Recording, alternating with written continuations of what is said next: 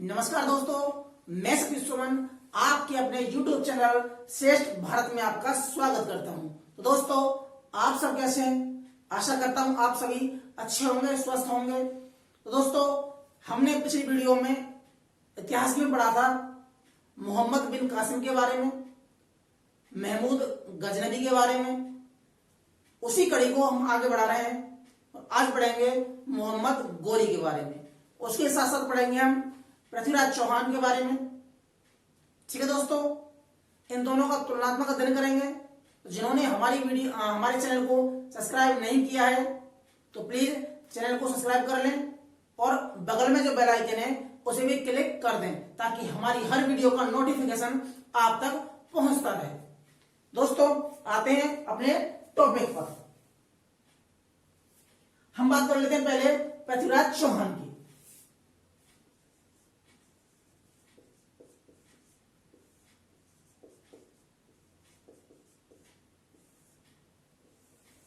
ठीक है दोस्तों, हमने अभी तक सुना है किस्सों और कहानियों में कि मोहम्मद गोरी ने भारत पर, या कह दें कि पृथ्वीराज चौहान का दोनों का युद्ध हुआ था 17 बार। 16 बार चौहान द्वारा गोरी को हरा दिया जाता है, लेकिन 17वें आक्रमण में जयचंद उसके साथ हो जाता है, यानी गद्दारी कर देता है। और इस युद्ध में, लास्ट के युद्ध में यानी 17वें युद्ध में चौहान हार जाता है।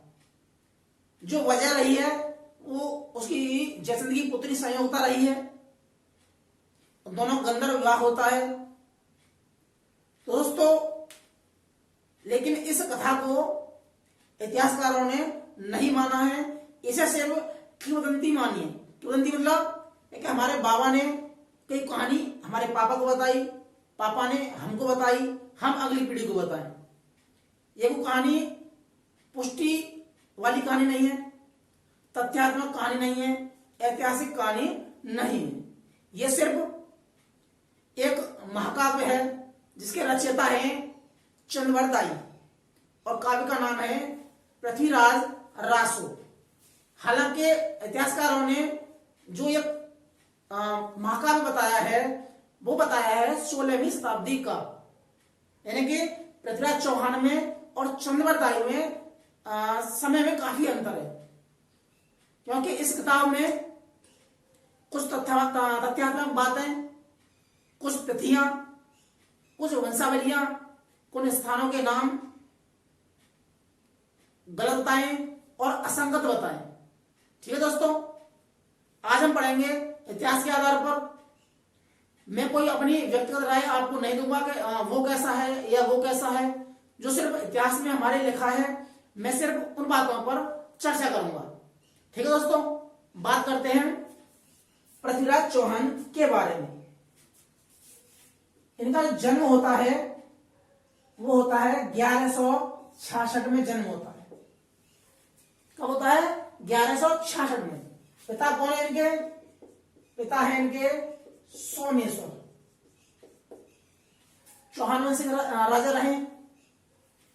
इनकी मृत्यु के बाद माता ने, जो इनका नाम है कर्पूरी देवी, कर्पूरी देवी, उन्होंने लालन पालन किया, गार्जियन बन के संभाला। अब 11 साल की उम्र में, लगभग 1177 में गद्दी पर बैठते हैं, गद्दी पर बैठते हैं। ठीक दोस्तों, लेकिन जो इनकी शासन करने की जो नीति रही वो रही नीति दिग्विजय की नीति। अब दिग्विजय की नीति क्या है? यानी कि चारों दिशाओं में अपना राज्य हो, यानी कि साम्राज्यवादी, हमारे हर तरफ जहां देखें हमारा शासन हो, उसे कहते हैं दिग्विजय की नीति। तो उसने आसपास के राजाओं पर आक्रमण करना शुरू कर दिया और उनको अपना अधीन बनाते चले गए पृथ्वीराज चौहान। अब पढ़ेंगे इनके कुछ अभियान। तो इनका जो पहला अभियान है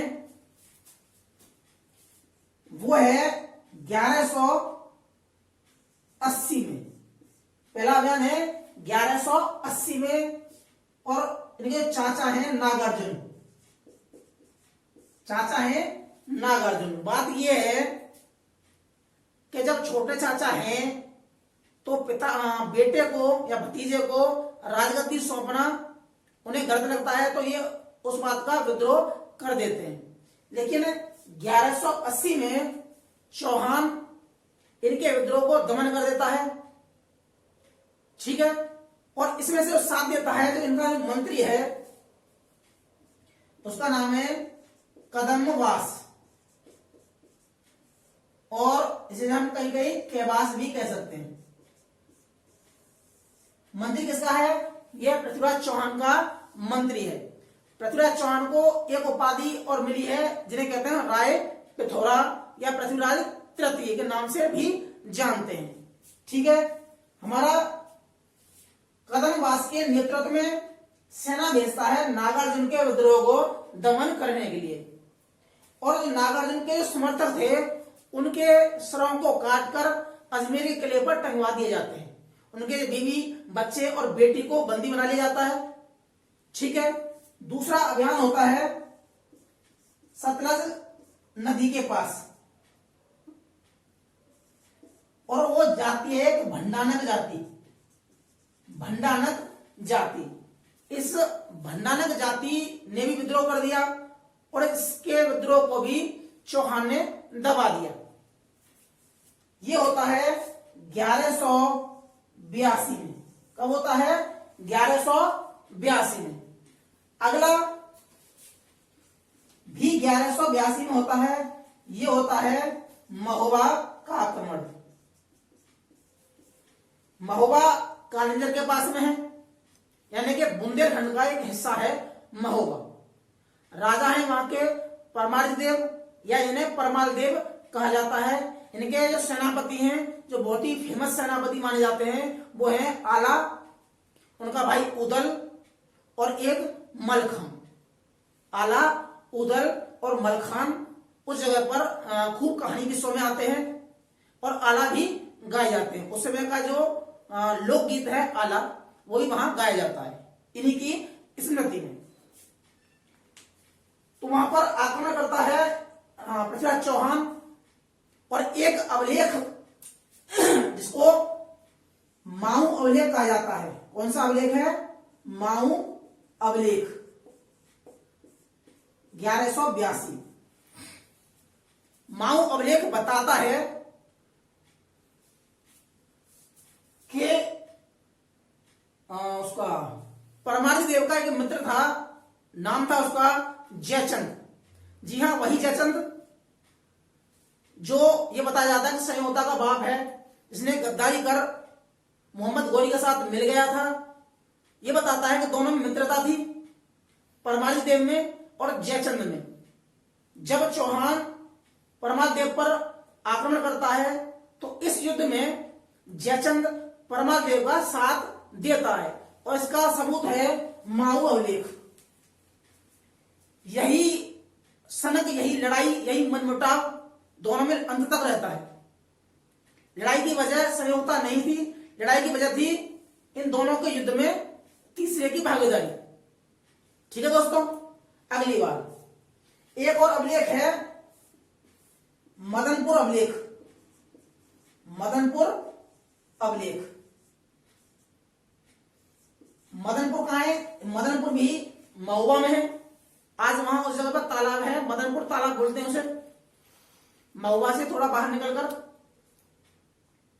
यह बताता है मदनपुर अभिलेख कि पृथ्वीराज चौहान ने महुआ को लूटा, उसकी बस्ती को नष्ट कर दिया, और उस जगह पर अपना एक सामंत नियुक्त कर दिया जिसका नाम था पंजुन राय। नाम क्या था उसका? पंजुन राय। एक सामंत है, उसको महुआ में नियुक्त कर देता है। ठीक है दोस्तों, यह है चौहान की अलग कड़ी। अब हम पढ़ेंगे गौरी के बारे में, मोहम्मद गौरी के बारे में। दोस्तों, जो इनका जो वंश रहता है वो है संसवानी वंश। संसवानी वंश। जो इनका जो नाम है, मूल नाम है, वो है शिहाबुद्दीन बिन साम। जो नाम है, मुख्य नाम है, वो है शिहाबुद्दीन बिन साम मोहम्मद गोरी इसको कहा जाता है। ठीक दोस्तों, गद्दी पे बैठता है 1173 में। 1173 में गद्दी पे बैठता है गौर प्रदेश में। ठीक है, गजनी भी वहीं पर है। जो इसकी नीति है, जो पूर्वगामी आक्रमणकारी रहे मोहम्मद बिन कासिम या महमूद गजनवी, उससे अलग है। वो उनका जो आक्रमण करने का जो मोटिव था, यानी लक्ष्य था, वो था महमूद गजनवी का लूटना और मोहम्मद बिन कासिम का बदला लेना। ठीक है, लेकिन इसका है साम्राज्य स्थापित करना और इस्लाम का प्रचार करना। 1175 में यह आक्रमण करता है, एक जगह है करमाथी मुल्तान में। मुल्तान पर आक्रमण करता है और जो राज कर रहे हैं वहां एक जाति है मुस्लिम करमाथी जाति पर। ठीक है दोस्तों, कब है? 1175 में। ठीक है, 1176 में यह सिंध पर आक्रमण करता है। 1176 में मुल्तान के नीचे है सिंध, उस पर आक्रमण करता है। ठीक है, यहां है कोई भट्टी राजपूत, उसको पराजित कर देता है।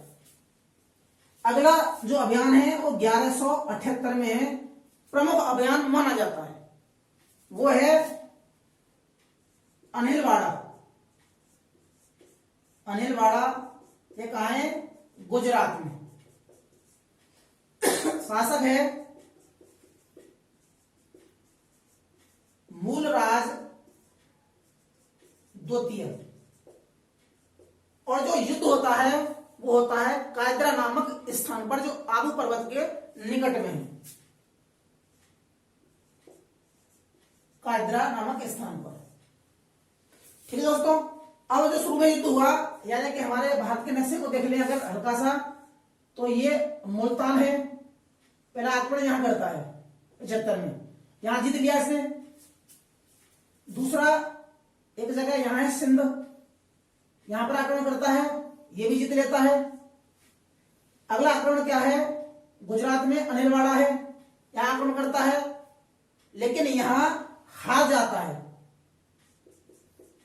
गौरी की पराजय। और यह आप जान लीजिए कि यह भारत में गौरी की पहली पराजय है।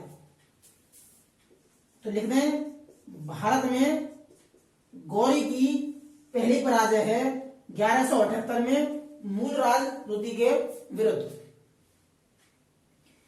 मूलराज के बाद जो उसका भाई है नाबालिग, वो बैठता है, इसका नाम है उसका भीमदेव। नाम क्या है? भीमदेव। ठीक है दोस्तों, चलते आते हैं अगले अभियान पर। जब देखा कि यहां से भी हार जाता है, तो इसका जो अगला अभियान यहां से वापस हो जाता है, वो आता है यहां से, एंटर करता है भारत की तरफ। वो स्थान है, पहले पेशावर को जीतता है, उसके बाद लाहौर को जीतता है, 81 में लाहौर को 1181 में जीत लेता है लाहौर पर। और लाहौर पर जो राजा है वो है खुसरव मलिक। यह गजनी वंश का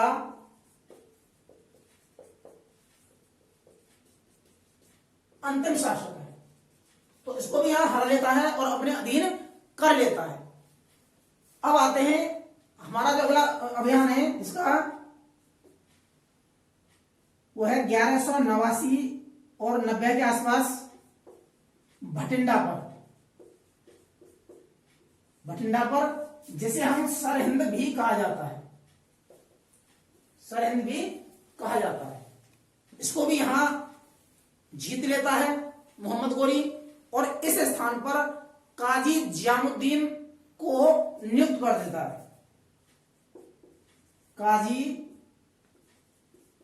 जियाउद्दीन को नियुक्त कर देता है भटिंडा को। यहीं के सीमावर्ती जिले तक जो एक अधिकार रहता है वो रहता है पृथ्वीराज चौहान का, अजमेर के पास।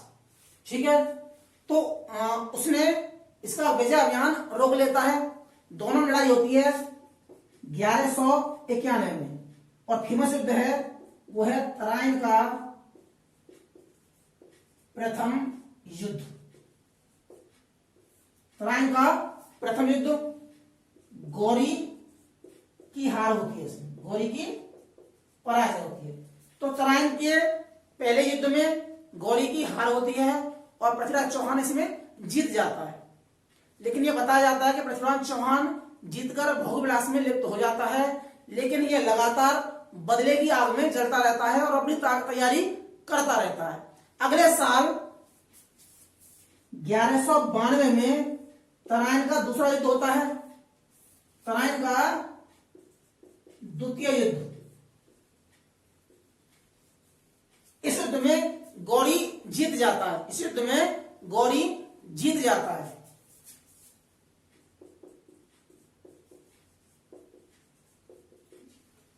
ठीक है, और चौहान को बंदी बना लिया जाता है। ठीक है दोस्तों,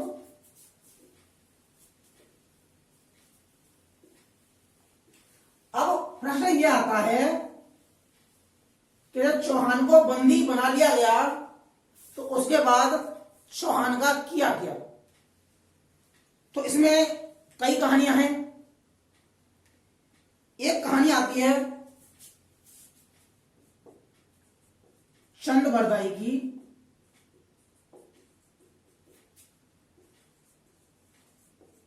पृथ्वीराज रासो। ठीक है, बताया जाता है कि पृथ्वीराज का मंत्री था और कवि था, दोस्त भी था। लेकिन इतिहासकारों ने जो इसका जो तथ्य है वो सिरे से निकाल दिया और यह कहा, इसमें लिखा गया है कि शब्दवेदी बाण के जरिए पृथ्वीराज चौहान मोहम्मद गौरी को मार देता है। कहां? गजनी में। ठीक है, बाद में उसके मंत्री वगैरह ने चौहान को मार देते हैं। ठीक है, लेकिन यह कहानी झूठी साबित होती है क्योंकि इसके उसके कई सालों बाद भी मोहम्मद गौरी आक्रमण करता है भारत में। 1205 तक आक्रमण करता है। तो आप तय कर लीजिए कि अगर 92 में, 93 में, 94 में अगर वो मर जाता है तो 94 का युद्ध, चंद्रावल का युद्ध कैसे जीतेगा, और 1205 में भी एक युद्ध करता है तो वो कैसे गौरी जीत जाएगा। तो ये इसकी जो कहानी है चंद्रबरदाई की, वो सिर्फ एक आदि ग्रंथ जो हिंदी का एक वो है, जैसे कह दें सबसे पहले कि हिंदी भाषा का इतिहास लिखा जाता है तो आदिकाल कहा जाता है। इनमें जो कई कहानियां हैं, कई रासो हैं, उन रासों की जो संख्या है 20 बताई गई है। पृथ्वीराज रासो है, जगन्य रासो है, परमाल रासो है।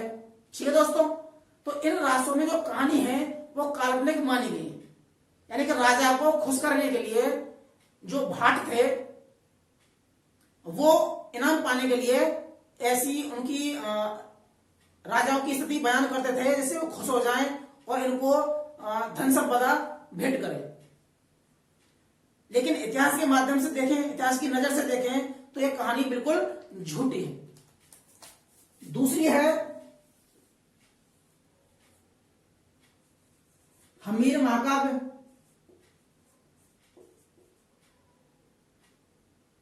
महाकाव्य यह ग्रंथ बताता है कि इसको गौरी गजनी ले गया और वहां इसको मार दिया।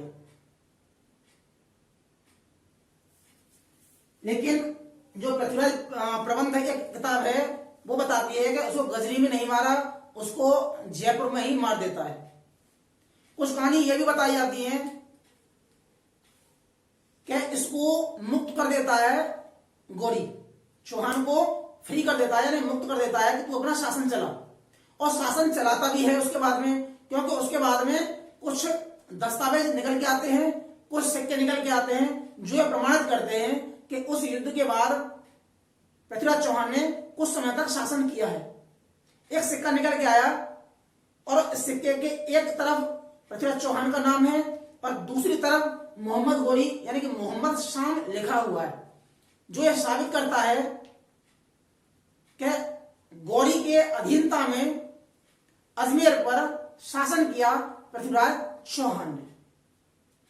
ठीक है दोस्तों, बाद में इनके मरने के बाद इसका जो पुत्र है गोविंद राय, उसको गद्दी पर बैठाता है गौरी, यानी कहते हैं यानी चौहान को मार देता है। कब मार देता है?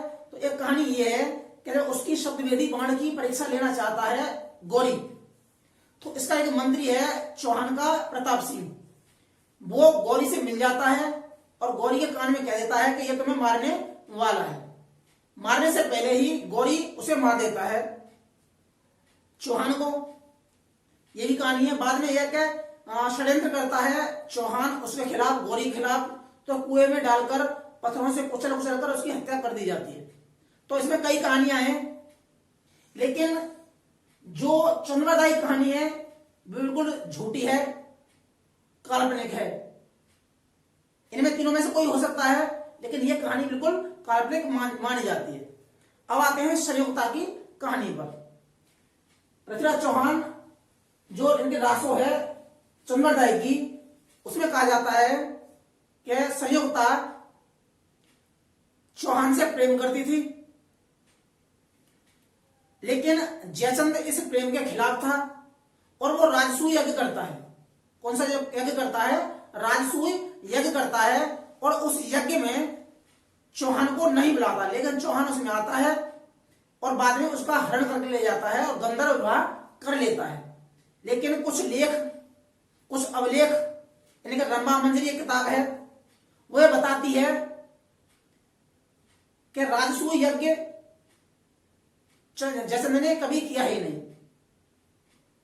जबकि जयचंद के कुछ अवलेख हैं ये भी बताते हैं कि उसने कभी राजसूय यज्ञ किया नहीं, क्योंकि वो बौद्ध धर्म को मानता है, बौद्ध धर्म को फॉलो करता है, बौद्ध धर्म का अनुयायी है वो है, और उसका पिता भी बौद्ध धर्म का अनुयायी रहा है।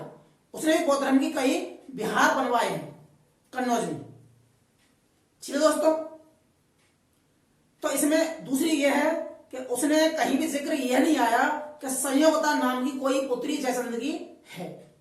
कई किताबें हैं, ओझा जो फेमस इतिहासकार है उन्होंने भी यह बताया है कि जयचंद की कोई संयोगता नाम की पुत्री नहीं है और ना ही पृथ्वीराज चौहान की कोई संयोगता नाम की पत्नी है। एक पत्नी है चौहान की, वो है इच्छिनी।